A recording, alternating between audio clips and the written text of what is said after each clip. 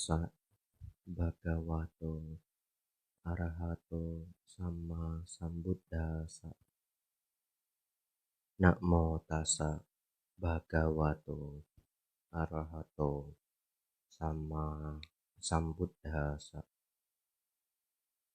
Namo tassa bhagavato arahato sama sambuddhassa.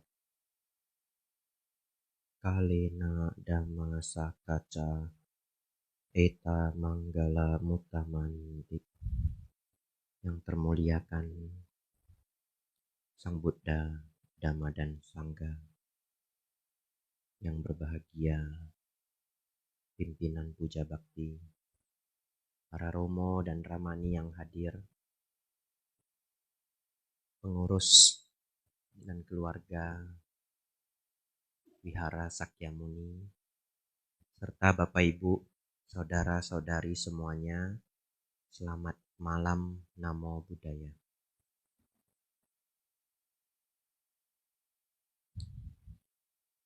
Bapak Ibu, saudara,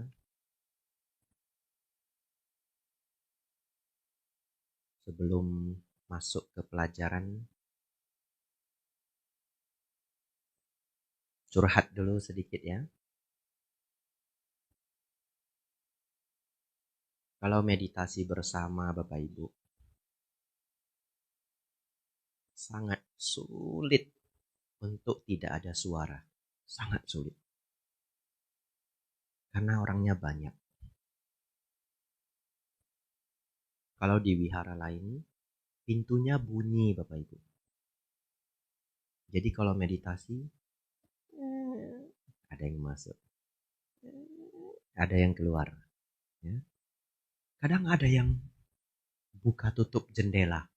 Nggak tahu apa hubungannya. Ya, mungkin dia meditasi sudah tenang. Wah, panas ini. Buka jendela. Yang sulit untuk dihindari itu batuk dan bersin. Dulu ya, waktu masih sejak menjadi samanera,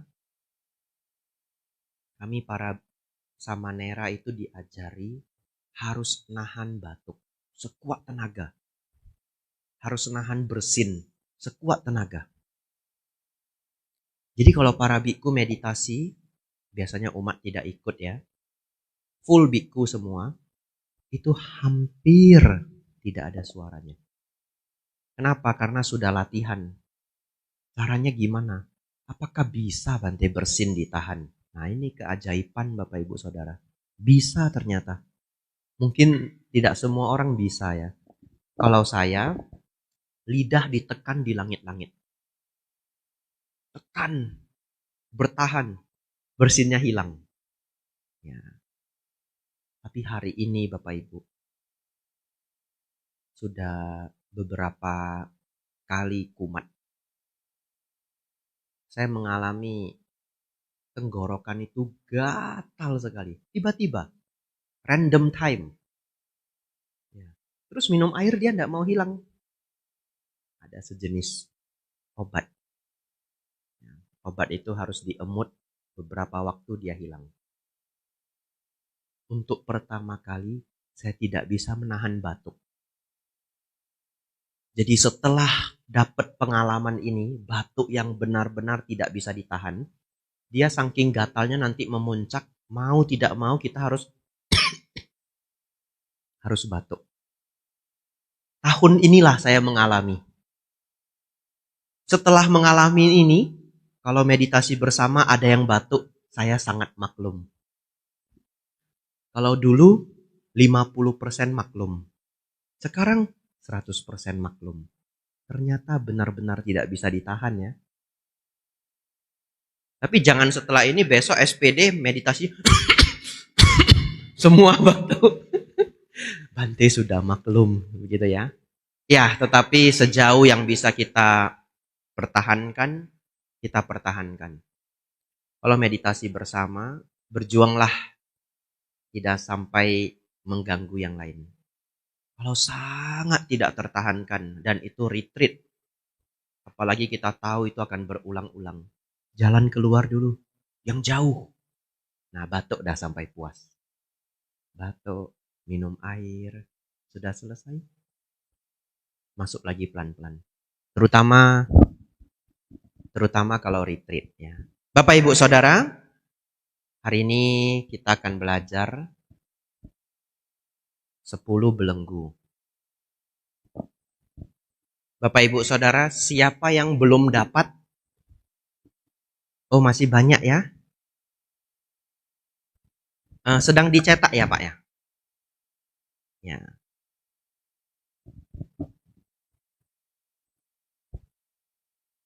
Ya, tidak apa-apa ya. Yang tidak dapat fokus dengerin saya.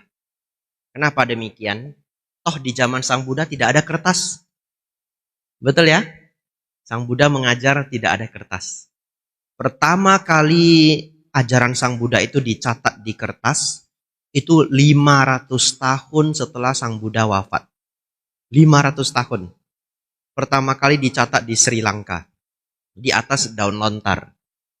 Jadi selama 500 tahun tidak ada mencatat. Semuanya dihafal. Jadi yang belum dapat kertas, apapun yang saya ucapkan, Bapak Ibu harus hafal. Nanti keluar dari sini temannya nanya, harus bisa mengulang pas semua. Ya.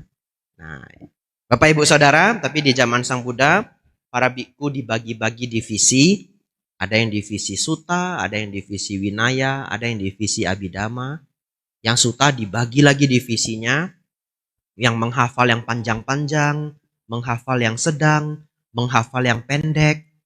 Itulah sebabnya Tripitaka kita dibagi-bagi. Diga, Majjhima, Sangyutta, Anguttara, dan Khuddaka. Dibagi karena mau dihafal. Bukan Sang Buddha yang bagi. Loh kok Bante tahu? Karena istilah Tripitaka itu muncul setelah Sang Buddha wafat. Tripitaka artinya 3 keranjang. Ketika Sang Buddha mengajar kan belum dicetak, belum disimpan di keranjang. Betul ya? Terus ajaran Sang Buddha dulu disebut apa? Kalau bukan disebut Tripitaka, disebut apa? Disebut Buddha Dhamma. Ya, jadi kalau Bapak Ibu ingin memanggil ajaran Sang Buddha dengan cara yang paling tepat, disebut Buddha Dhamma. Hari ini kita menyebutnya Tripitaka. Beliau pun tidak pernah dengar di zaman beliau. Ya. Bahkan pembagian Majjhima, Anguttara, Sangyutta, beliau pun tidak tahu. Itu adalah khas Theravada.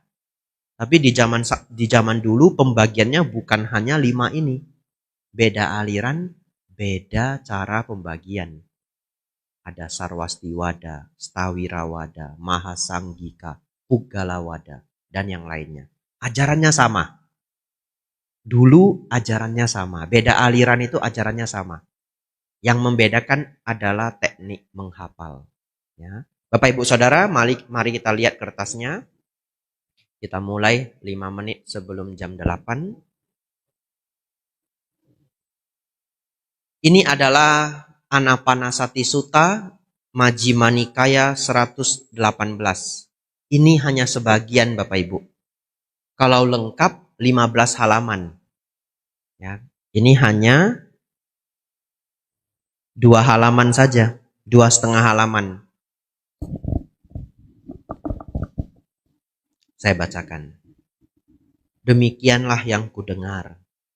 Pada suatu ketika Sang Bagawa sedang menetap di Sawathi di Taman Timur, di istana ibunya Migara, bersama dengan banyak siswa senior terkenal, Yang Mulia Sariputta, Yang Mulia Mahamoggallana, Yang Mulia Mahakassapa, Yang Mulia Mahakaccana, Yang Mulia Mahakothita, Yang Mulia Mahakappina, dan Yang Mulia Mahacunda, Yang Mulia Anuruddha, Yang Mulia Rewata, Yang Mulia Ananda, dan para siswa senior terkenal lainnya. Pada saat itu, para biku senior sedang mengajar dan memberikan instruksi kepada para biku baru. Beberapa biku senior sedang mengajar dan memberikan instruksi kepada 10 biku. Beberapa biku senior sedang mengajar dan memberikan instruksi kepada 20 biku. Titik-titik 3 ini mengulang kalimat sebelumnya. Jadi kalau dibaca lengkap, beberapa biku senior sedang mengajar dan memberikan instruksi kepada 30 biku, kepada 40 biku. Dan para biku baru itu setelah diajari dan diberikan instruksi oleh para biku senior telah mencapai tingkat-tingkat keluhuran tinggi berturut-turut.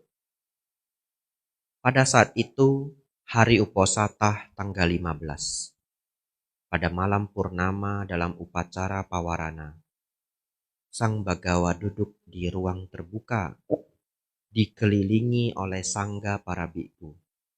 Kemudian, sambil mengamati keheningan sangga para biku, beliau berkata sebagai berikut. Bapak Ibu Saudara, Pawarana itu artinya mengundang. Ya, umat memberi pawarana ke biku. Artinya apa? Umat mengundang. Kalau bantenya ada kebutuhan apa? Biku itu tidak boleh minta secara tiba-tiba kebutuhan kepada umat. Kecuali 2 hal, air putih dan obat. Ya, air putih dan obat tiba-tiba minta boleh. Ya. Nah, Romo Oscar boleh enggak carikan air? Tiba-tiba boleh. Ya. Obat tiba-tiba boleh. Yang lainnya tidak boleh. Kecuali umatnya Pawarana. Ya. Kalau umatnya sudah bilang, Bante saya Pawarana, Bante saya mengundang. Kalau Bante punya kebutuhan apa, tolong beritahu saya. Sejauh saya sanggup. Ya, sejauh saya sanggup, jadi jangan disanggupi semua. Ya, sejauh saya sanggup. Kalau Bapak Ibu tidak memberi tenggang waktu, itu berlaku 4 bulan. Setelah itu expired. Ya. Tapi kalau memberi tenggang waktu silahkan. Ada yang pawarana seumur hidup juga ada. Tapi bagaimana ya? Ini tidak boleh ya. Ini tidak boleh. Jadi sedikit bercanda. Bagaimana kalau sehari sebelum pawaranannya habis, bikunya minta, Pak saya minta bantuan apa? Pawarannya ditambah. Pawaranannya diperbaharui, tambah lagi 4 bulan. Tidak boleh. Ya. Kalau bikunya tidak ada kebutuhan, kadang sudah pawarana bikunya tidak ada kebutuhan. Ini yang cukup sering terjadi. Jadi kalau umat di Indonesia unik. Sudah pawarana, bikunya tidak ada kebutuhan. Minggu depan kejar lagi. Bante saya pawarana, Bante butuh apa? Oh belum ada, masih cukup ya, masih cukup. Minggu depan kejar lagi. Bante butuh apa? Saya pawarana. Akhirnya setelah 3-4 kali bantenya berpikir, aduh harus cari kebutuhan. Umatnya datang lagi, tolak angin saja Bu, carikan tolak angin. Begitu ya. Wah senang sekali dicariin tolak angin Bapak Ibu ya. Ya ada umat melihat saya punya kebutuhan. Ya saya permen saja Bu, permen untuk perjalanan. Wah senang sekali umatnya. Permennya datang Bapak Ibu, 1 kardus. Sampai sekarang belum habis, masih ada di Wihara Mendut di gudang Bapak Ibu. 1 kardus itu. Ya. Bapak Ibu Saudara, kita lanjutkan. Nah, tetapi di sini apa pawarana di sini? Karena ini tidak ada umat. Ini menarik sekali. Ini adalah para biku pawarana mengundang, minta nasihat, ya, minta kritik. Ini dilakukan pada masa keluar wasa. Minta dikritik. Bante, selama berwasa dan sebelum-sebelumnya, kalau saya ada kesalahan mohon diberitahu. Ya, ini pawarana minta dikritik. Bapak Ibu mungkin tidak tahan minta dikritik. Tidak dikritik saja sudah syukur ya. Nih, lanjut Bapak Ibu. Nomor 4. Para biku, aku puas dengan kemajuan ini. Pikiranku puas dengan kemajuan ini.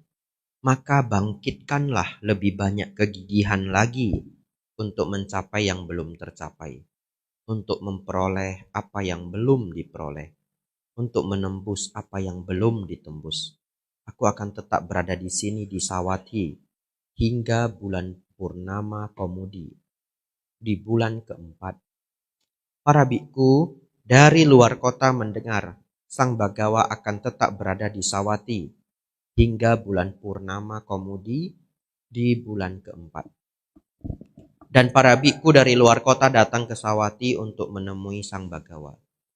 Dan para biku senior semakin intensif mengajar dan memberikan instruksi kepada para biku baru. Beberapa biku senior mengajar dan memberikan instruksi kepada 10 biku. Mohon izin Bante, kami dari panitia ingin menginformasikan bagi Bapak, Ibu, Saudara-saudari sedama yang belum mendapat handout-nya untuk materi pada malam hari ini, kami dari panitia SPD telah mengirimkan di grup info VBSM via WhatsApp grup, jadi bisa dicek di sana. Sekian informasi, terima kasih Bante. Ya, kita lanjutkan ya.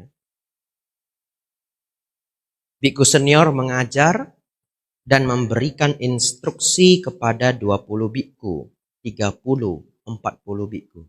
Dan para biku baru itu setelah diajari dan diberikan instruksi oleh para biku senior mencapai tingkat-tingkat keluhuran tinggi berturut-turut.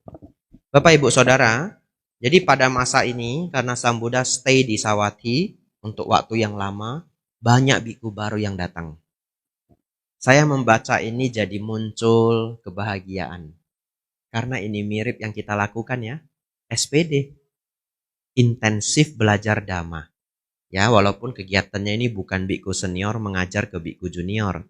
Tapi para bante datang memberi pelajaran untuk umat. Ya. Kita lanjutkan. Pada saat itu, hari Uposatha tanggal 15. Pada malam purnama Komudi di bulan keempat, Sang Bagawa duduk di ruang terbuka, dikelilingi oleh sangga para biku. Kemudian sambil mengamati keheningan sangga para biku, beliau berkata sebagai berikut. Para biku, kelompok ini bebas dari obrolan. Kelompok ini bebas dari para pengoceh. Murni terdiri dari hanya inti kayu. Demikianlah sangga para biku. Demikianlah kelompok ini. Kelompok yang demikian adalah layak menerima pemberian, layak menerima keramahan, layak menerima persembahan, layak menerima penghormatan, lahan jasa yang tiada bandingnya di dunia ini. Demikianlah sangga para biku, demikianlah kelompok ini. Kelompok yang sedemikian sehingga pemberian kecil yang diberikan kepada kelompok itu akan menjadi besar dan pemberian besar menjadi lebih besar. Demikianlah sangga para biku, demikianlah kelompok ini. Kelompok yang sedemikian yang jarang terlihat di dunia ini. Demikianlah sangga para biku, demikianlah kelompok ini. Kelompok yang sedemikian sehingga layak menempuh perjalanan sejauh banyak liga dengan membawa tas perjalanan untuk menemuinya. Demikianlah sangga para biku, demikianlah kelompok ini. Bapak Ibu Saudara, di sini Sang Buddha memberikan penghargaan dan pujian kepada sangga. Kenapa? Karena para biku yang hadir ini semuanya datang untuk belajar Dhamma. Jadi ini adalah kelompok para biku yang mau belajar. Ya. Karena di zaman Sang Buddha tidak semua biku juga rajin belajar. Bapak Ibu jangan terkejut. Ya, saya beri pengetahuan ini. Karena namanya manusia itu karakternya berbeda-beda. Bapak Ibu bayangkan Bante Dewadatta. Beliau itu ditabis oleh Sang Buddha. Beliau diajari langsung oleh Sang Buddha. Tetapi beliau bisa berpikir untuk membunuh, bahkan membunuh seorang Buddha. Bahkan berpikir untuk mengajari Ajatasattu, seorang pangeran, untuk membunuh ayahnya sendiri. Kalau begitu, apakah kita mempersalahkan Sang Buddha? Apakah kita mempersalahkan Sangga karena ada biku yang jahat? Tidak bisa. Beliau sudah mengajar sepenuh hati. Bahkan biku Dewadatta ditegur berulang-ulang kali. Ditegur berulang kali pun tidak mau dengar. Sampai beliau tegur sangat keras. supaya dia mau bangun, tapi pun dia tidak mau bangun. Satu ketika Sang Buddha pernah menegur sangat keras. Apa tegurannya? Sang Buddha mengatakan, Biku Dewadatta, kamu hanya seperti gumpalan dahak. Bagaimana orang seperti Anda mau berpikir memimpin sangga? Karena Sang Buddha tahu di dalam pikirannya ada kecemburuan, ingin menjadi pimpinan sangga. Sang Buddha tegur begitu keras, pun dia tidak mau bangun dari kejahatan. Bapak Ibu Saudara, oleh karena itu, di sini kita melihat di kejadian ini yang berkumpul semua adalah biku-biku yang mau belajar. Ini sangat luar biasa. Beliau puji sedemikian rupa. Saya malam hari ini tidak menyangka SPD orangnya sebanyak ini. Karena tahun lalu SPD-nya di kelas, ya, di depan kelas, duduk di meja. Jarang sekali loh SPD bisa seramai ini. Kalau di wihara lain, puja bakti mungkin 300 orang, SPD-nya 80. Ya, ada yang 100. Tapi di beberapa provinsi, SPD juga ramai.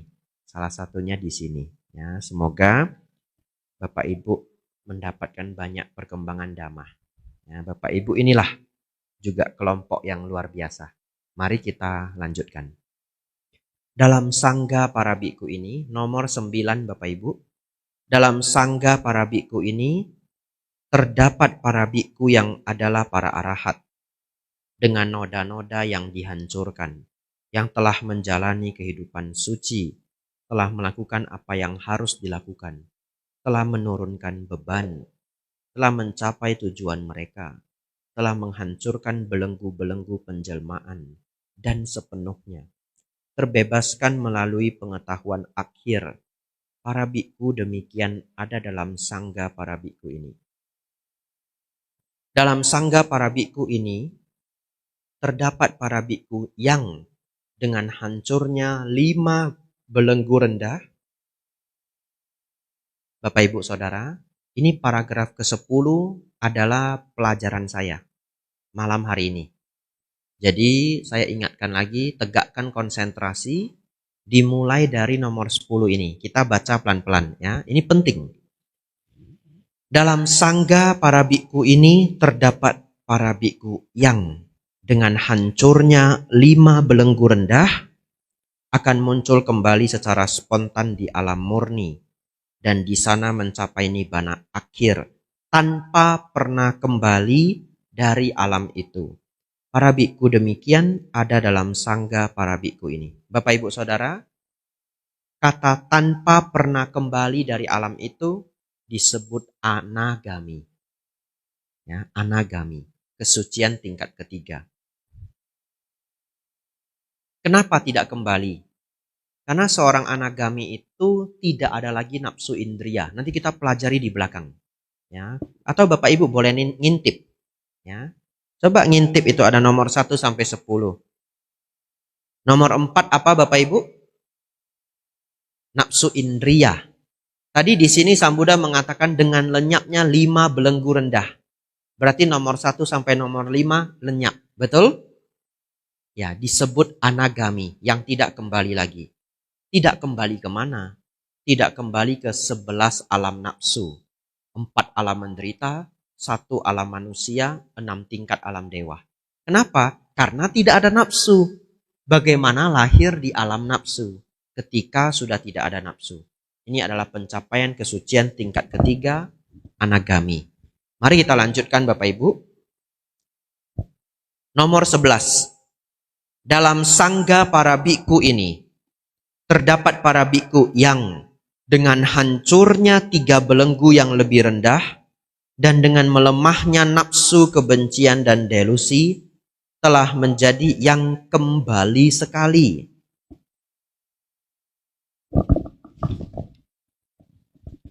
Dan kembali 1 kali ke alam ini untuk mengakhiri penderitaan. Para biku demikian ada dalam sangga para biku ini. Bapak Ibu Saudara, yang kembali sekali. Ini bahasa palingnya disebut sakadagami. Mereka yang mencapai sakadagami itu melenyapkan 3 belenggu yang pertama. Nanti kita pelajari, tapi Bapak Ibu boleh intip-intip ya. Sakaya Dithi, Wicikica, Silabata, Paramasa. 3 ini lenyap. Lalu melemahkan dosa loba moha. Melemahkan dosa loba moha itu artinya sebenarnya melemahkan belenggu lainnya. Tetapi terkhusus 4 dan 5. Karena 4 itu loba, nafsu, 5 itu dosa, kebencian dan niat jahat, biapada. Oleh karena itu, anagami lenyap 5. Sakadagami lenyap 3, melemahkan 2. Ya. Lanjut kita baca. Ini harus hafal Bapak Ibu ya. Harus hafal Bapak Ibu. Makanya biasanya pelajaran saya itu saya bilang, selesai pelajarannya, yang belum hafal tidak boleh keluar dari pintu. Nah, pintu besar itu. Tapi umat pintar, kan Bante bilang tidak boleh pintu besar, lewat pintu kecil semua. Ya. Tapi sebagai motivasi, kenapa selalu saya ajak menghafal? Karena kalau kita menghafal, kita bisa merenungkannya besok. Betul ya? Minggu depan, 2 minggu lain. 2 minggu yang akan datang dan selamanya bahkan. Oleh karena itu di zaman Sang Buddha semua pelajaran dihafal. Ya, kita lanjutkan. Nomor 12 Bapak Ibu. Dalam sangga para biku ini terdapat para biku yang dengan hancurnya 3 belenggu yang lebih rendah adalah para pemasuk arus. Tidak mungkin lagi jatuh ke dalam kesengsaraan. Pasti mencapai kebebasan, nibbana. Mengarah menuju pencerahan. Para biku demikian ada dalam sangga para biku. Bapak Ibu Saudara, pemasuk arus adalah kesucian tingkat pertama. Disebut jalan sotapana. Ya, disebut sotapana. Seorang sotapana ini pasti tidak lagi jatuh ke dalam alam menderita. Jadi kalau Bapak Ibu Saudara berhasil mencapai tingkat sotapana ini, tidak bisa lagi terlahir sebagai binatang. Tidak bisa lagi terlahir sebagai hantu. Tidak bisa lagi jatuh ke neraka. Pasti. Kata siapa? Sang Buddha. Ya. Lalu dilanjutkan, beliau mengatakan, pasti mencapai kebebasan, mengarah menuju pencerahan. Para biku demikian ada dalam sangga para biku ini. Jadi Bapak Ibu Saudara, sebagai umat Buddha yang baik, umat Buddha yang benar, semua umat Buddha harus punya cita-cita. Minimal mencapai sotapana. Harus punya cita-cita ini. Kenapa? Masa Bapak Ibu tidak mau bercita-cita tidak terlahir di neraka? Betul ya? Tidak pernah saya ketemu orang cita-citanya, Bante saya cita-cita mau ke neraka. Belum ada. Jadi cita-cita kita tidak ke neraka. 13 Bapak Ibu, paragraf ini saya senang sekali. Ya, saya senang sekali. Karena kelihatan sederhana tetapi sangat luar biasa. Dalam sangga para biku ini terdapat para biku yang berdiam dengan menekuni pengembangan 4 landasan perhatian. Ada yang para biku demikian ada dalam sangga para biku ini. Dalam sangga biku ini terdapat para biku yang berdiam dengan menekuni 4 jenis usaha benar, sama wayama. Lalu beliau ulang lagi dari awal, para biku demikian ada dalam sangga para biku ini. Dalam sangga para biku ini terdapat para biku yang berdiam dengan 4 landasan kekuatan batin. Ada yang dengan 5 indria, ada yang dengan 5 kekuatan pancabala, ada yang dengan 7 faktor pencerahan, ada yang dengan jalan mulia berunsur 8. Para biku demikian ada dalam sangga para biku ini. Bapak Ibu Saudara, oleh karena itu Bapak Ibu jangan menjadi bingung kalau setiap biku kok kayaknya fokusnya beda-beda. Ada Bante yang setiap tahun datang ngajarnya Satipatthana, ngajarnya Vipassana. Ini 4 perhatian ya, 4 landasan perhatian. Ada yang setiap datang mengajarkan yang lainnya. Guru-guru para Bante tersebut seperti punya metode favorit. Ternyata itu semua dipuji oleh Sang Buddha. Silahkan, karena itu semua adalah jalan menuju tingkat kesucian. Bante senang yang mana? Kalau ada yang nanya ya. Saya sederhana Bapak Ibu. Saya paling senang jalan mulia berunsur 8. Sudah lengkap semua. Ya. Bagaimana itu Bante? Pelajaran di hari lain ya. Kalau dibahas waktunya tidak cukup. Ya.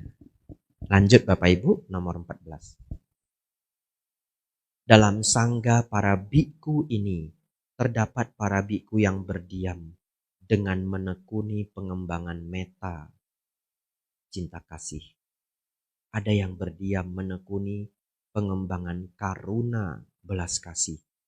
Ada yang menekuni pengembangan mudita, kegembiraan altruistik. Altruistik ini ingin makhluk lain bahagia.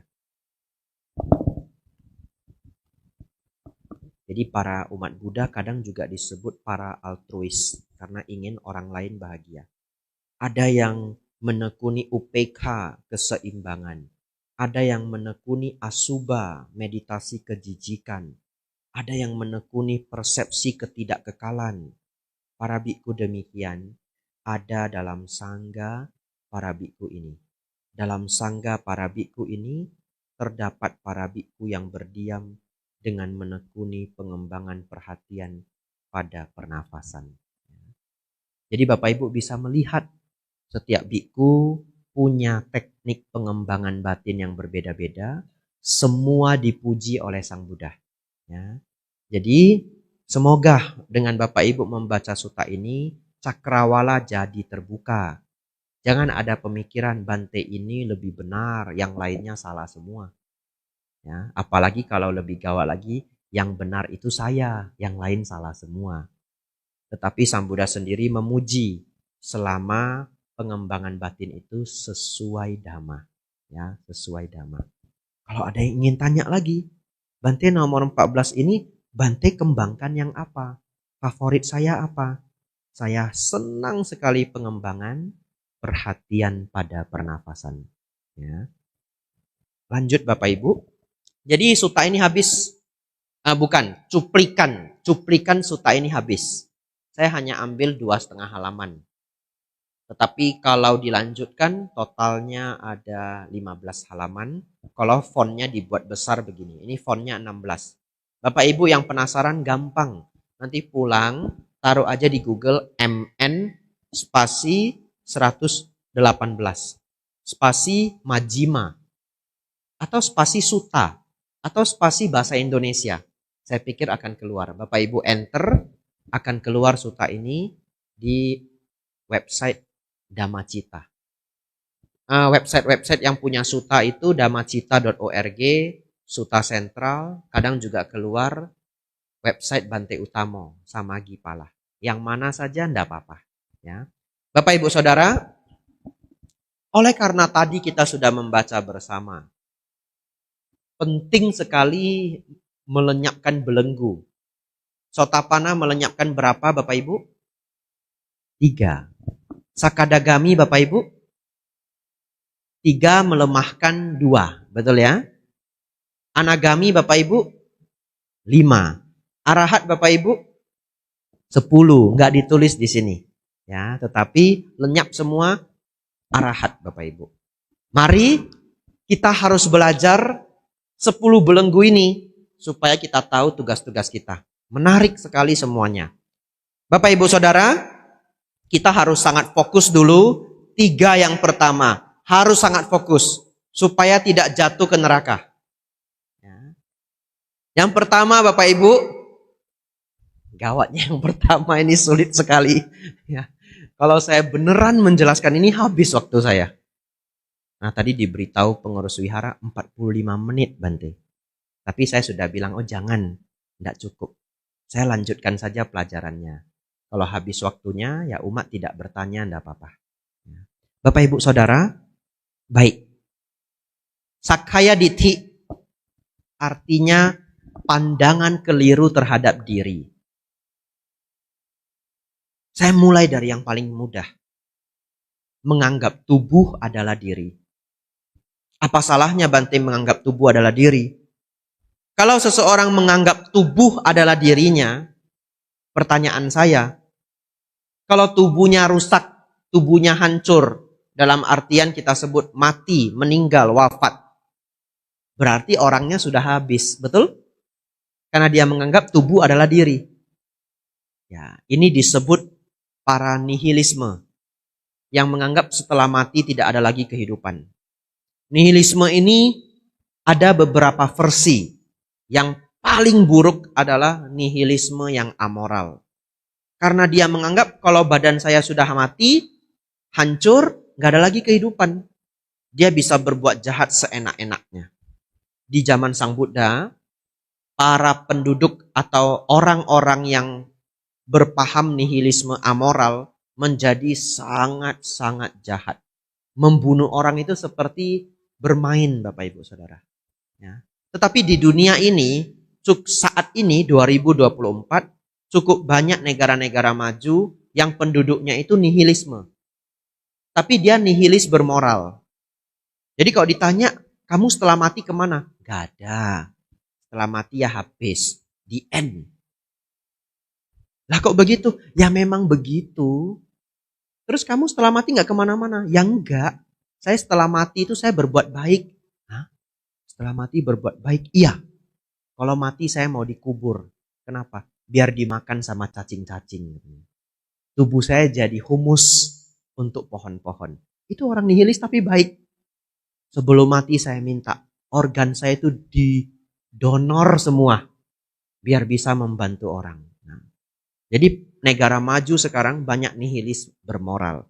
Bapak Ibu Saudara, dalam Dharma ini menjadi pandangan keliru. Kenapa? Kalau dia bermoral pun, termotivasi enggak kalau kita ajak dia untuk berjuang mencapai nibbana? Tidak. Karena dia tidak percaya ada nibbana. Dia percaya setelah mati, habis sudah dimakan cacing. Oleh karena itu, walaupun seorang nihilis itu bermoral, dia pun memiliki kerugian. Yaitu tidak mau berjuang untuk meluhurkan batin. Barangkali moralnya baik. Orangnya baik. Bahkan dia bersumbangsi untuk dunia. Orang Eropa-Eropa yang tinggal di negara Norwegia, Swedia, Denmark. Itu sudah banyak yang tidak beragama. 70% lebih kurang. Tapi mereka punya cita-cita. Mereka tidak mau meninggalkan dunia ini tanpa sumbangsi. Jadi kalau mereka senang dengan satu bidang, mereka akan teliti satu hal untuk diberikan kepada manusia di bumi. Maksudnya apa? Kalau dia senang dengan hutan, dia belajar bagaimana membuat hutan itu tidak rusak. Kalau dia senang dengan sungai, dia belajar bagaimana sungai menjadi bersih. Akhirnya ada yang menciptakan sejenis kendaraan raksasa yang bisa mengelola sampah. Jadi kendaraannya itu ditaruh di sungai, sungainya dikasih batas tali, semua sampah nanti nyangkut di tali. Seperti dimakan sama kendaraan besar itu, kapal besar itu. Sampah masuk di dalam, terus ada rodanya berputar. Sampah dikelompokkan, sungai jadi bersih. Nah itu ciptaan orang Eropa. Terus bawanya ke Indonesia salah satunya. Nah, karena sungai kita masih banyak yang kotor. Bapak Ibu Saudara, baik. Ini Sakkaya Ditthi yang pertama. Tetapi totalnya, kalau ditotal-totalkan, ada 20. Ya, kita mulai dari 5 yang pertama. Bapak Ibu Saudara, 5 yang pertama adalah menganggap tubuh sebagai diri. Ini Bapak Ibu sudah paham ya? Dia menganggap tubuh adalah dirinya yang sesungguhnya. Oleh karena itu kalau tubuh rusak, dirinya sudah nggak ada. Lanjut.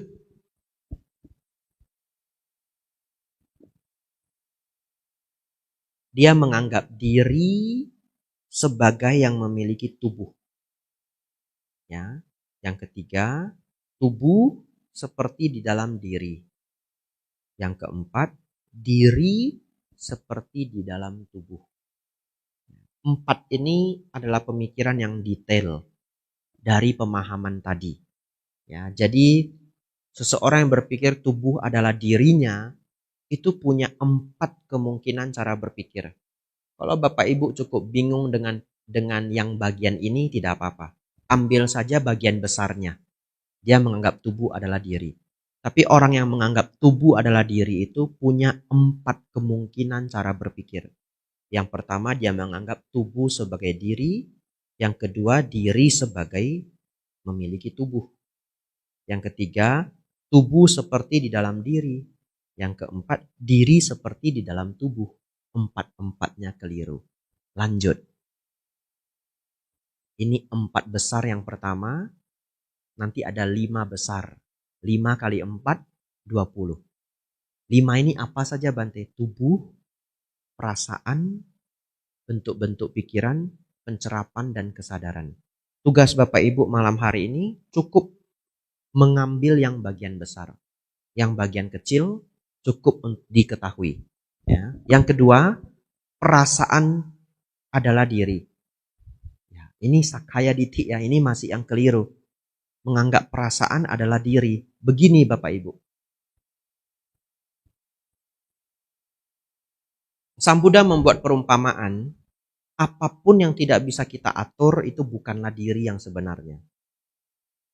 Jadi beliau membuat perumpamaan seperti ini. Kalau ada seorang raja, raja ini memiliki prajurit. Prajurit ini diminta oleh raja, diperintah oleh raja, apa saja dia akan jalan. Bayangkan saja kerajaan di Jepang Bapak Ibu.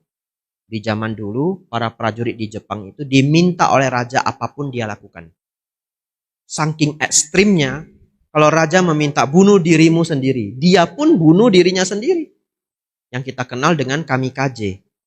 Lebih ekstrim lagi, kalau raja mengatakan, pulang ke rumah, bunuh semua keluargamu, balik ke sini, bunuh dirimu. Itu pun akan dilakukannya. Se-ekstrim itulah. Kalau begitu Bapak Ibu Saudara, bisakah kita mengatakan prajurit ini adalah milik raja? Jawabannya bisa. Karena raja benar-benar bisa mengatur dia. Ke kiri dia ke kiri, ke kanan dia ke kanan. Itulah yang disebut sesuatu yang bisa kita atur, bisa disebut sebagai milik kita. Prajurit itu adalah milik raja. Sesuatu yang dianggap sebagai milik itu baru bisa dikatakan diri. Inilah perumpamaan yang dibuat oleh Sang Buddha. Yang bisa diatur adalah milik. Yang bisa dinyatakan sebagai milik baru bisa dinyatakan sebagai diri. Saya kasih contoh. Bapak Ibu masih sedikit bingung saya tahu. Tapi begitu sudah dengar contoh ini langsung paham. Contoh badan kita. Bisakah Bapak Ibu atur badan Anda sedemikian rupa? Tidak bisa sempurna. Yang bisa kita atur cuma tangan kanan naik dia. Tangan kanan turun dia. Tapi yang tidak bisa Bapak atur, Bapak Ibu atur, bisakah Anda mengatur, oh tubuh jangan tua? Bisa? Nggak bisa. Ya. Setiap tahunnya dia menua. Saudara-saudari hanya bisa memperlambat. Bagaimana caranya memperlambat? Pakai skincare yang banyak. Ya. Cuci. Setelah cuci toner. Setelah toner serum. Setelah serum lotion. Belum lengkap lagi sunblock. Betul ya? Nah, iya. Setelah sunblock Bante, make up. Ya. Ada yang make up, ada yang nggak make up. Ya. Sudah tebal begini, masih takut. Bawa payung. Nah, supaya apa? Tidak flek hitam. Begitu ada matahari, menghindar. Kenapa? Takut flek hitam. Akhirnya apa? Kurang vitamin D. Ya. Akhirnya wajahnya memang tidak tua. Osteoporosis. Ya. Ya. Jadi saudara-saudari, seseorang hanya bisa berjuang untuk menunda ketuaan. Tapi dia tidak bisa untuk tidak menjadi tua. Bapak Ibu Saudara, pelan-pelan umur bertambah, bukan hanya Bapak Ibu Saudara-saudari, saya juga. Ya, jadi badan mulai menjadi lebih lemah dibandingkan sebelumnya. Semakin tua, semakin tua, semakin tua, lutut mulai sakit. Bisa kita perintah dia, lutut jangan sakit. Bisa Bapak Ibu Saudara? Nggak bisa. Tapi kalau bisa, sebenarnya badan kita itu bisa loh bikin si lutut ini nggak sakit. Beneran. Caranya gimana? Tubuh kita itu bisa menghentikan rasa sakit. Rasa sakit itu dia yang buat. Kalau dia bisa diperintah, dia stop itu rasa sakit. Tapi kita belum bisa memerintah. Kita hanya bisa mengganggu cara kerjanya. Caranya minum obat anti sakit. Namanya analgesik. Begitu diminum, semua hormon, bukan hormon, bahan-bahan kimia yang membuat rasa sakit itu di stop. Nah, ini tenggorokan saya dibuat gatal Bapak Ibu.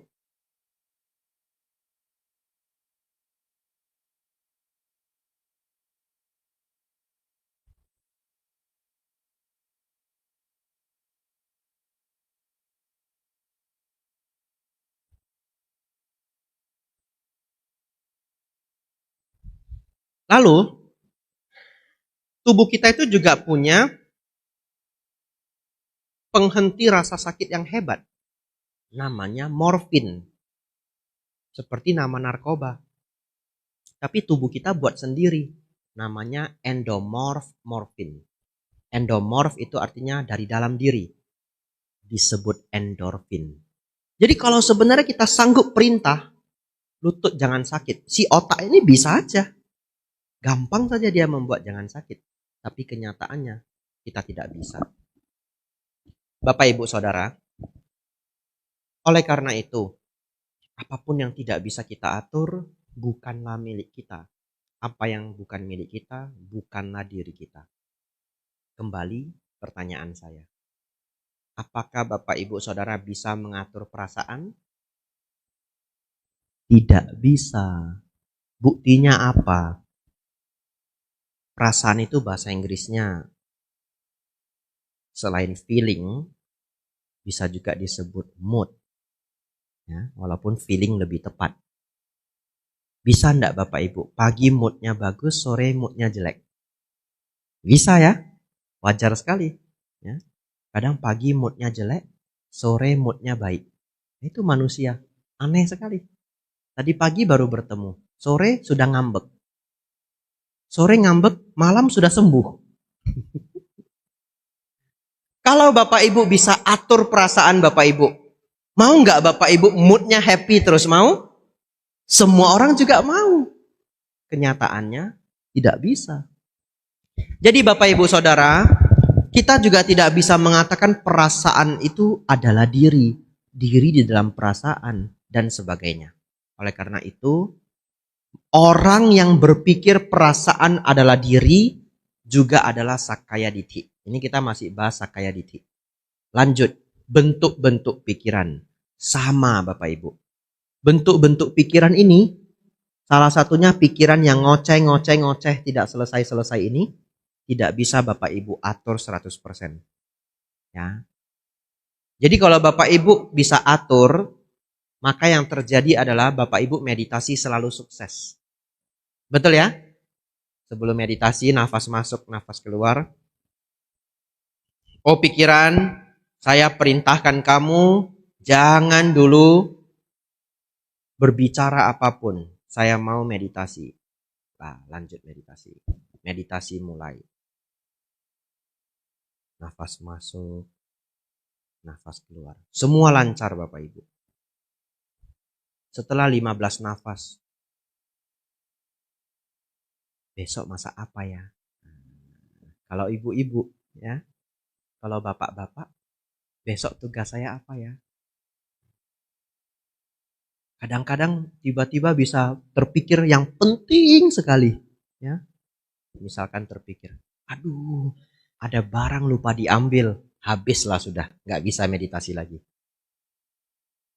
Itu membuktikan Anda bahkan tidak bisa atur bentuk-bentuk pikiran Anda. Betul ya? Diminta stop sebentar, nggak mau dia. Terus dia celoteh itu random sekali. Lalu lebih sedih lagi kalau orang patah hati, Bapak Ibu. Dia begitu patah hati, dia minta ke pikirannya, tolong lupakan dia. Tolong lupakan dia. Begitu tutup mata, keluar wajahnya, Bapak Ibu Saudara. Mau tidur enggak bisa, betul ya? Iya. Kalau bisa diatur, kan tinggal stop semua. Dia sudah hapus fotonya di Instagram, di Facebook, foto fisik dibakar, semua sudah hilang. Tak ada gunanya Bapak Ibu. Tutup mata, keluar dia. Bentuk pikiran tidak bisa kita atur. Bentuk pikiran bukanlah diri. Pencerapan tidak bisa kita atur. Pencerapan bukanlah diri. Pencerapan apa Bante? Pencerapan itu saya jelaskan. Tetapi jarang kita gunakan dalam perenungan meditasi. Tapi cukup diketahui. Pencerapan itu adalah ketika kita bisa mengetahui apa yang kita lihat tanpa perlu berpikir. Contohnya begini. Bapak Ibu begitu pegang ini lantai atau saya pegang kayu ini meja kursi ya asana. Kadang-kadang hanya sentuh saja kita sudah tahu bahannya. Ngerti ya? Ini asana ini. Coba disentuh. Tahu nggak dia dari kain? Langsung tahu. Tidak perlu mikir. Begitu sentuh langsung tahu. Kalau kayu ini kita sentuh masih 50-50. Karena sekarang banyak kayu palsu. Ketok. Kayu. Nggak perlu mikir. Betul? Informasi itu muncul sendiri. Nah, kayu. Gelas itu paling terasa. Biasanya? Gelas. Ya. Ada beberapa jenis plastik mirip sekali sama gelas. Sampai Bapak Ibu harus ketuk beberapa kali. Kayak plastik, tapi kok kayak gelas? Plastik. Betul? Itu sanya. Begitu Bapak Ibu melihat ini warnanya coklat. Nggak perlu berpikir. Tahu langsung ini adalah coklat. Sanya. Itu disebut sanya. Sanya juga bukanlah diri. Yang terakhir, kesadaran pun bukanlah diri. 5 ini Bapak Ibu, tidak ada satupun yang bisa disebut sebagai diri. Jadi kalau kita jelaskan secara lengkap, maka kita mengatakan perasaan, pikiran salah itu totalnya 20. Menganggap tubuh sebagai diri, menganggap diri sebagai memiliki tubuh, menganggap tubuh seperti di dalam diri, atau menganggap diri seperti di dalam tubuh. Menganggap perasaan sebagai diri, atau perasaan sebagai yang memiliki, atau diri yang memiliki sebagai yang memiliki perasaan. Tubuh seperti di dalam perasaan, atau perasaan seperti di dalam tubuh. Menganggap persepsi sebagai diri. Menganggap diri sebagai yang memiliki persepsi. Menganggap persepsi seperti di dalam diri. Menganggap diri seperti di dalam persepsi. Menganggap bentuk-bentuk pikiran sebagai diri. Menganggap diri sebagai yang memiliki bentuk-bentuk pikiran. Menganggap bentuk pikiran seperti di dalam diri. Atau menganggap diri seperti di dalam bentuk-bentuk pikiran. Yang terakhir menganggap kesadaran sebagai diri. Diri sebagai yang memiliki kesadaran. Menganggap kesadaran seperti di dalam diri. Menganggap diri seperti di dalam kesadaran. Bapak Ibu Saudara, memahami Sakaya Ditti ini sangat sulit. Tapi Bapak Ibu Saudara hari ini cukup memahaminya di dalam tingkat yang dasar. Mereka yang memahami secara sempurna Sakaya Ditti ini hanyalah para arahat. Karena ini disebut juga atau sinonim seperti memahami anatta. Ya, kita yang belum arahat belajar sejauh yang bisa kita pahami. Jadi kalau seseorang mencapai tingkat Sotapanna, dia juga belum memahami anatta secara sempurna. Kalau harus menunggu sempurna dulu baru bisa mencapai Sotapanna, nggak capai-capai. Ya, karena yang memahami anatta secara sempurna hanyalah para arahat. Oleh karena itu, tugas Bapak Ibu cukup memahami. Sesungguhnya, tubuh ini bukanlah diriku yang sesungguhnya. Perasaan bukanlah diriku yang sesungguhnya. Pikiran yang berceloteh-celoteh ini pun bukanlah diriku yang sesungguhnya. Buktinya kalau Bapak Ibu bermeditasi sampai mencapai tingkat jana, Yang celoteh-celoteh ini lenyap semua. Kalau Bapak Ibu, saudara-saudari menganggap yang celoteh-celoteh ini sebagai diri, ketika Anda mencapai jana kedua, berarti Anda sudah hilang dari permukaan bumi ini. Ternyata tidak juga. Ya, jadi yang berceloteh bentuk-bentuk pikiran itu juga bukanlah diri. Pencerapan juga bukanlah diri. Kesadaran juga bukanlah diri. Lanjut Bapak Ibu, yang kedua. Apa yang kedua Bapak Ibu? Wicikicca, keraguan pada ajaran Sang Buddha. Bapak Ibu Saudara, keraguan terhadap ajaran Sang Buddha ini menjadi lenyap ketika seseorang setidak-tidaknya memahami baik dan buruk, memahami hukum kamawipaka, dan memahami 4 kebenaran mulia. Saya kemarin di kota Medan mengajar 2 hari, full 2 hari, hanya 4 kebenaran mulia. Sebenarnya saya juga mau membawakan pelajaran itu di Bali. Tetapi di Bali sudah ada tema SPD. Jadi saya ikut saja tema SPD-nya. Tapi tidak apa-apa. Kalau kelak saya datang lagi, saya bisa ajarkan ulang apa yang saya bawakan di kota Medan. Atau Bapak Ibu yang rajin, tidak harus saat ini, karena setiap malam kita SPD. Nanti kapan ada waktu, boleh ditonton rekaman channel Wihara Mahasampati. Ya, jadi di situ kesempatan untuk belajar lengkap 4 kebenaran mulia. Saya berikan pelajarannya 2 hari full. Bapak Ibu Saudara, jadi kalau seseorang masih memiliki keraguan terhadap ajaran Sang Buddha, solusinya cuma satu, tidak ada solusi lain. Solusinya apa? Belajar Dhamma. Kenapa? Karena keyakinan di dalam Dharma itu bukanlah keyakinan yang dipaksakan. Bukanlah keyakinan yang dibohong-bohongi. Apa maksudnya dibohong-bohongi? Yakin aja. Yang penting yakin aja. Bagaimana saya? Yakin aja. Kamu tidak yakin, kamu jatuh ke neraka kamu. Buddhis tidak bisa begitu. Itu bagi saya adalah keyakinan yang muncul dari hipnotis. Kenapa? Karena saya harus meyakinkan diri saya. Yakin, yakin, yakin. Sang Buddha benar, Sang Buddha benar, Sang Buddha benar, Sang Buddha benar. Kalau ada sedikit saja pemikiran Sang Buddha belum tentu benar, saya jahat. Karma buruk. Buddhis tidak boleh begitu. Anda berhak untuk ragu. Kalama Sutta. Sang Buddha mengatakan keraguan-raguan itu adalah syarat awal investigasi. Hebatnya ajaran Buddha, Bapak Ibu ragu, Sang Buddha malah mengatakan Anda cerdas. Orang cerdas itu ragu. Tapi setelah itu belajar, cari jawabannya. Oh, Sang Buddha membahas seperti ini. 4 kebenaran mulia. Semua penderitaan itu munculnya dari tanha dan awija. Nafsu dan kebodohan batin. Renungkan. Iya ya, benar juga ya. Ada seorang anak muda Bapak Ibu, ingin sekali kaya. Ingin sekali kaya. Dia bekerja keras sekali. Setelah umur 30-an, tidak juga kaya. Sengsara tidak Bapak Ibu Saudara? Sengsara. Kenapa sengsara? Ingin sekali kaya. Tapi ada temannya. Semua tingkat harta mereka persis sama. Santai saja. Dia tanya ke dia, kamu kenapa nggak menderita seperti saya?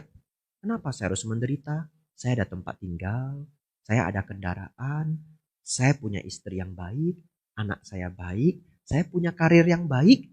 Saya tidak merosot, dari tahun ke tahun pendapatan saya bertambah. Istri saya juga sudah mulai belajar jualan, saya pekerjaan bagus. Kenapa saya harus menderita? Lalu yang satu ini berpikir, gak bisa. Kalau saya itu orangnya punya goal, namanya motivasi. Kamu ndak punya motivasi. Tapi setiap hari stres Bapak Ibu. Pulang sampai rumah sakit Bapak Ibu. Minum antasida itu 3 kali sehari. Kenapa? Harus kaya, harus kaya, harus kaya. Apakah kalau harus kaya bisa kaya Bapak Ibu? Belum tentu. Mau kaya kerja, dipikirin manajemennya mungkin kurang. dipikirin knowledge saya mungkin kurang, dipikirin attitude saya mungkin kurang, dipikirin karma baik saya mungkin kurang ya. Ya, jadi orang pertama ini memiliki dua kesalahan sehingga dia menjadi menderita. Yang pertama, nafsu keinginan, ya. Kalau nafsu keinginannya tidak terlalu tinggi, dia tidak menderita. Boleh bercita-cita menjadi sukses, boleh. Semua orang juga ingin sukses. Semua orang juga ingin lebih kaya dari sebelumnya. Tapi tidak harus menderita. Orang ini menderita karena tanhanya tinggi. Yang kedua, awija, kebodohan pikiran. Kenapa bodoh? Karena dia berpikir satu-satunya cara menjadi bahagia adalah menjadi kaya. Betul ya? Dia punya konsep, kalau saya belum kaya, saya tidak bisa bahagia. Kenyataannya nanti dia sudah kaya, dia pun belum tentu bahagia. Kok Bante tahu? Karena saya jadi biku. Yang curhat ke saya banyak, segala macam kaum. Ya, saya pernah ketemu orang yang pabriknya banyak, bukan satu, stres juga. Saya pernah ketemu orang yang bisnisnya ekspor sampai ke Eropa, stres juga. Saya pernah ketemu orang yang, waduh, perusahaannya banyak sekali. Dia kirim ke saya via WhatsApp. Bante, ini alamat perusahaan saya. Wah, perusahaannya banyak. Stres juga. Tapi bukan berarti yang tidak kaya tidak stres. Tidak ya. Stres juga ya. Stres itu umum. Ada untuk semua posisi kehidupannya. Tapi anak muda sekarang katanya lebih baik galau di mobil BMW daripada galau di atas sepeda. Kata anak zaman sekarang ya. Ya. Kalau bagi saya yang penting jangan galau ya. Ya. Bapak Ibu Saudara, ini yang nomor 2, keraguan terhadap ajaran Buddha. Cara menghilangkannya, belajar Dhamma. Tidak dengan dipaksa-paksa. Lanjut.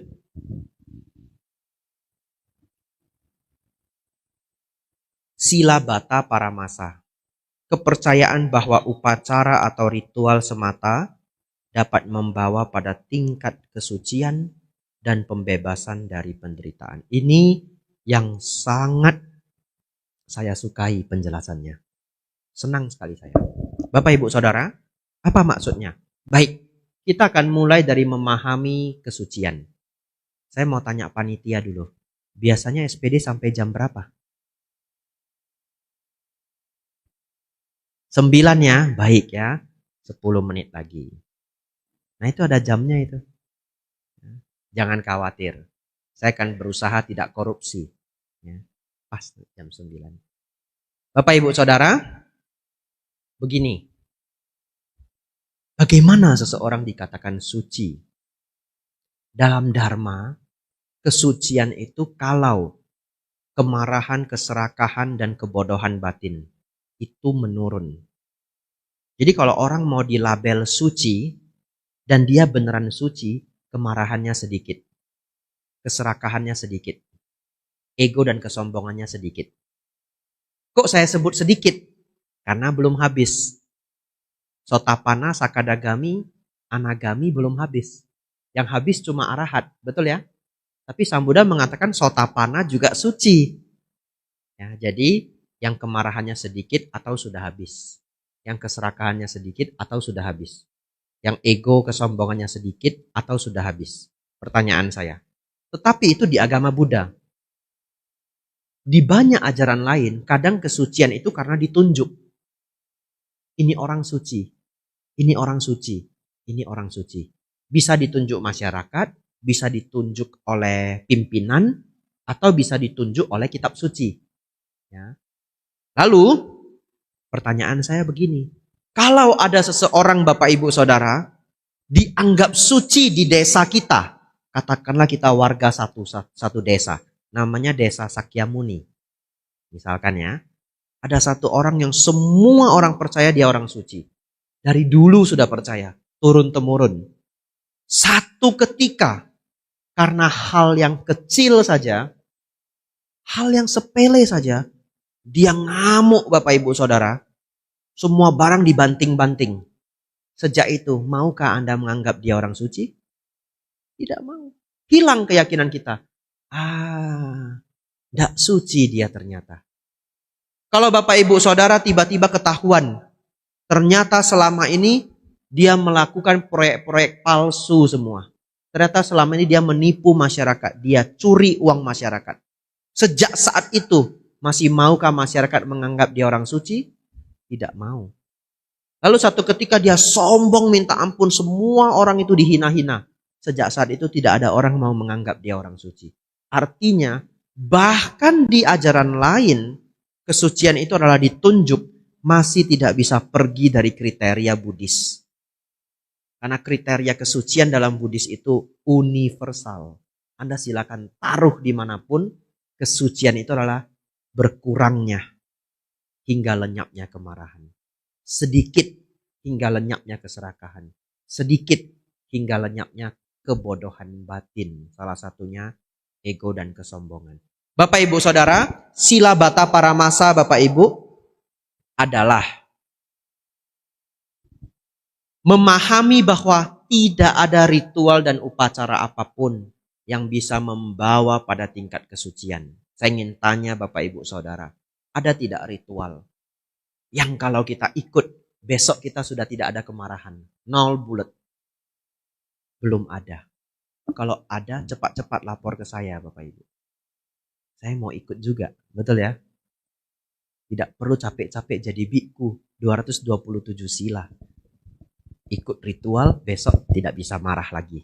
Tidak bisa marah lagi itu anagami Bapak Ibu. Coba lihat. Nomor 5 apa?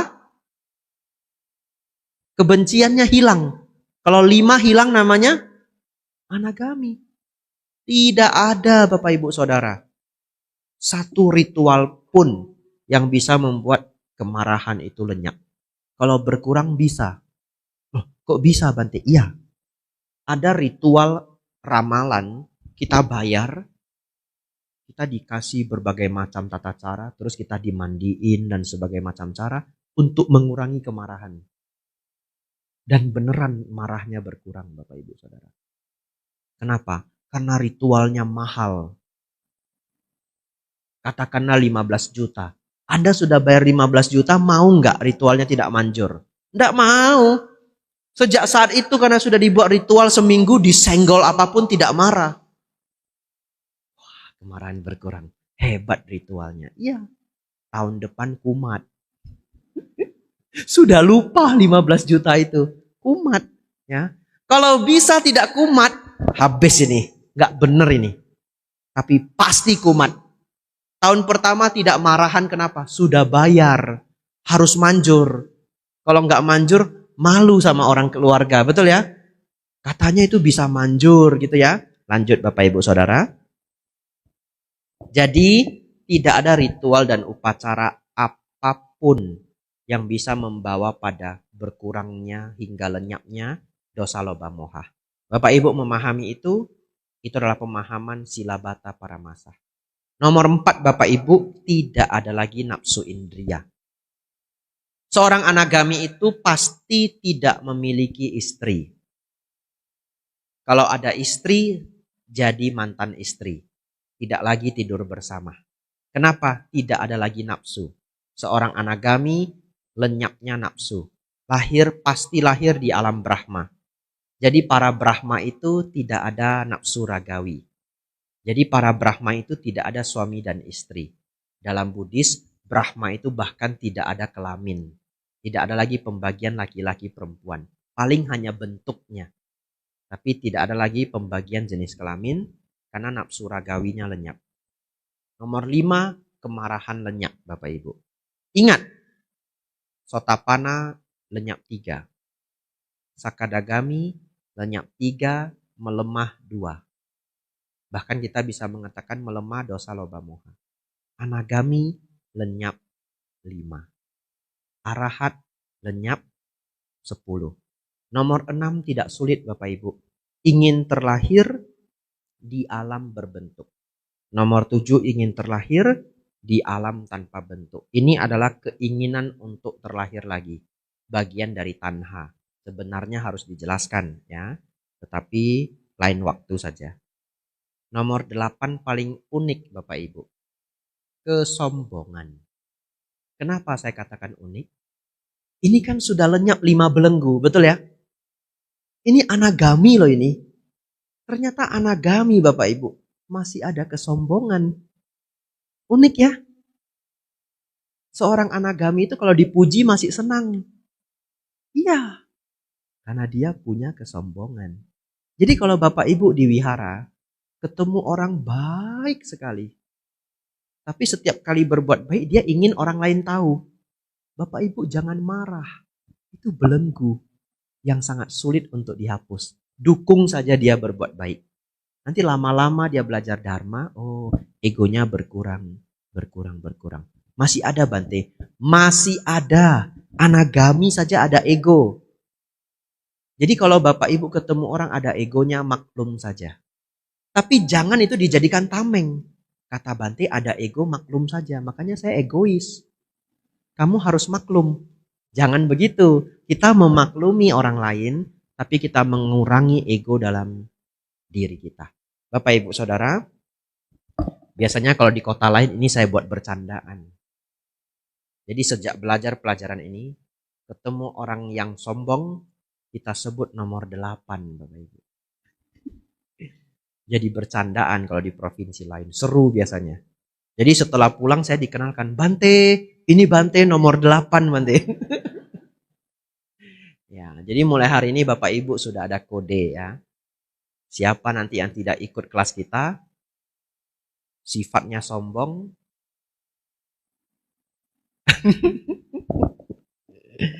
ya. Sudah jam 9 Bapak Ibu. Ya. Masih ada 2. Lanjut saja. Ini harus minta persetujuan. Kalau tidak namanya korupsi Bapak Ibu. Lanjut? Lanjut ya, baik. Mana ini sebenarnya kalau dijelaskan namanya pembanding. Ya, yang pertama menganggap diri lebih tinggi dari orang lain. Yang kedua menganggap diri sama tingginya dengan orang lain. Yang nomor 3 menganggap diri lebih rendah dari orang lain. Begitu kita menganggap diri kita lebih tinggi, sama tinggi atau lebih rendah, 3-tiganya adalah mana? Pembanding. Nomor 8. Oleh karena itu untuk menguranginya bagaimana Bante? Untuk menguranginya, renungkanlah bahwa setiap individu memiliki kelebihan dan kelemahannya masing-masing. Semua individu yang kita temui itu punya potensi untuk mencapai nibbana. Ya, dengan begitu, mana ini akan berkurang. Tetapi mana itu tidak bisa lenyap secara total sampai kita mencapai tingkat arahat. Kita hanya bisa memunculkan mindfulness, kesadaran setiap pikiran pembanding ini muncul. Itu disebut usaha benar. Jalan mulia berunsur 8 yang nomor 6. Tidak saya bahas hari ini. Bapak Ibu bisa cari pelajaran saya di YouTube ya, yang direkam oleh wihara-wihara. Sampai hari ini saya belum punya channel sendiri. Semuanya hanya rekaman dari wihara-wihara. 9 Bapak Ibu, kegelisahan. Ini menarik ya, ini menarik.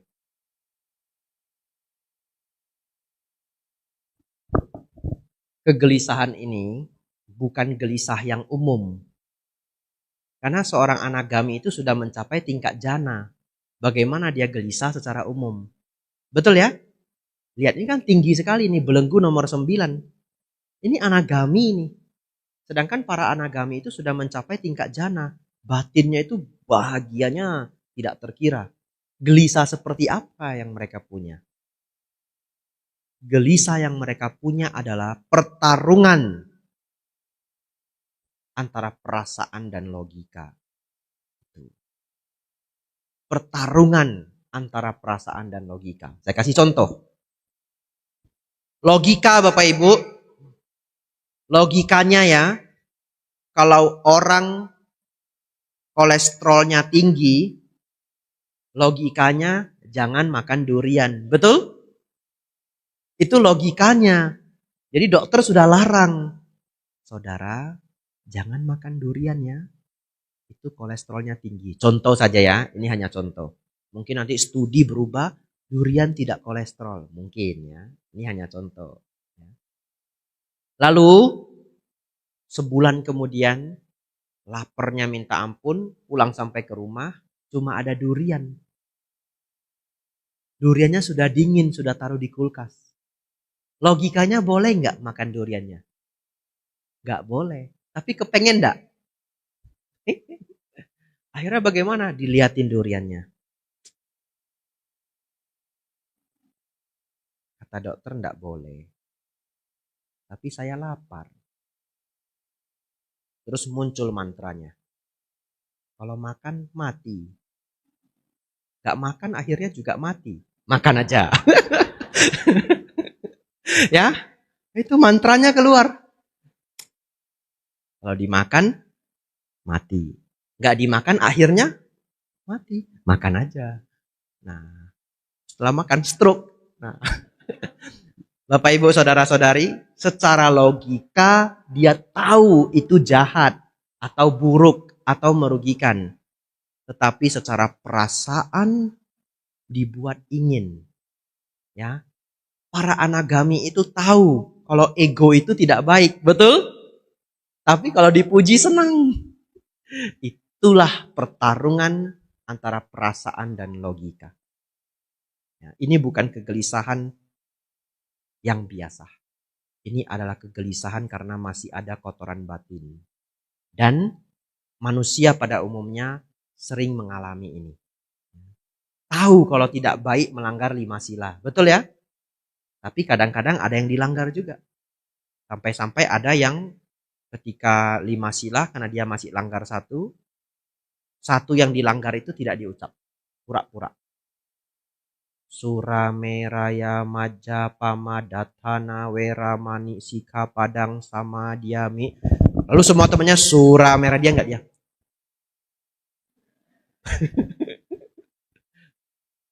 Nah, enggak keluar suara ya. Itu udaca. Terakhir Bapak Ibu Saudara, awija. Bagus sekali nih bahas ini. Setelah ini pulang ya. Tutup nomor 10. Kenapa baik? Karena ini tujuan kita. Tujuan kita ini SPD menuju Waisak. Waisak itu nanti ada yang namanya detik-detik Waisak. Bapak Ibu Saudara, awija ini adalah seluruh bentuk kotoran batin. Tetapi yang paling dasar disebut asawa. Asawa ini adalah arus batin yang bocor tidak terkendali. Ini hanya bisa dilihat oleh para meditator handal. Ya. Jadi dengan menggabungkan pemahaman dhamma dan pengetahuan yang muncul dari samadhi, para calon arahat dapat melihat yang disebut sebagai asawa atau arus batin yang bocor tidak terkendali. Bagaimana kalau Sang Buddha sendiri? Ada sutanya, namanya Bhaya Berawa Sutta, Majjhima Nikaya 4. Saya pernah mengajar ini di Klaten, yang tertarik cari rekamannya. Wihara Bodhiwangsa Klaten. Bapak Ibu Saudara, di sini Sang Buddha mempraktekkan 4 jana. Jana 1, jana 2, jana 3, jana keempat. Beliau mempraktekkan 4 jana ini dengan teknik nafas masuk, nafas keluar, anapanasati. Ini kita cerita Sang Buddha ya. Jadi kalau Bapak Ibu penasaran, Sang Buddha dulu meditasi mencapai kebuddhaan, tekniknya apa Bante? Anapanasati.